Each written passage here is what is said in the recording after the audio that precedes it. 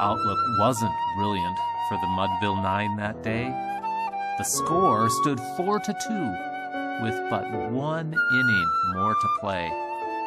And then when Cooney died at first and Barrows did the same, a sickly silence fell upon the patrons of the game.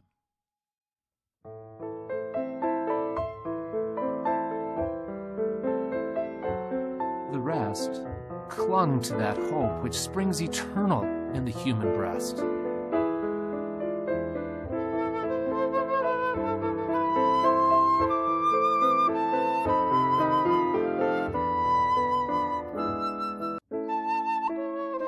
They thought, if only Casey could get but a whack at that, would put up even money now with Casey at the bat.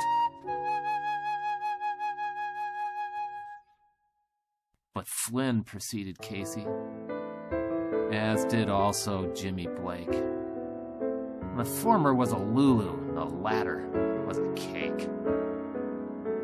So, upon that stricken multitude, grim melancholy sat, for there seemed but little chance of Casey's getting to the bat.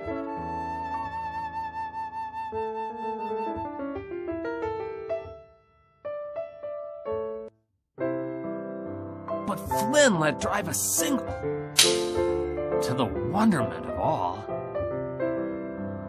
And Blake, the much despised, tore the cover off the ball.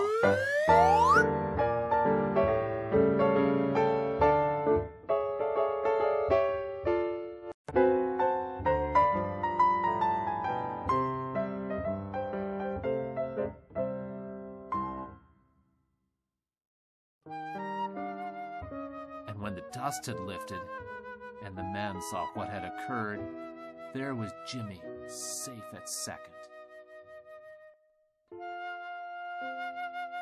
and Flynn a hugging third.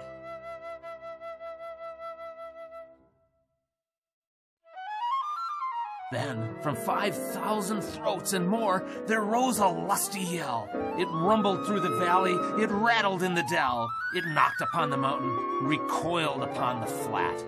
For Casey, mighty Casey, was advancing to the bat. There was ease in Casey's manner as he stepped into his place. There was pride in Casey's bearing and a smile on Casey's face. And when, responding to the cheers, he lightly doffed his hat, no stranger in the crowd could doubt 'twas Casey at the bat.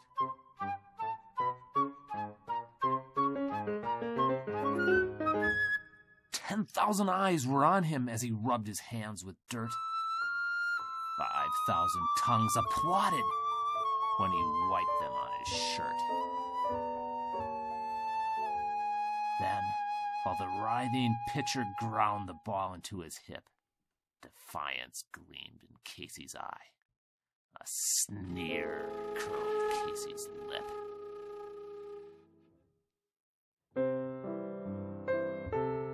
And now the leather-covered sphere came hurtling through the air, and Casey stood a-watching it in haughty grandeur there.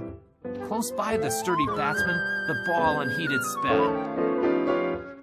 "That ain't my style," said Casey. "Strike one," the umpire said.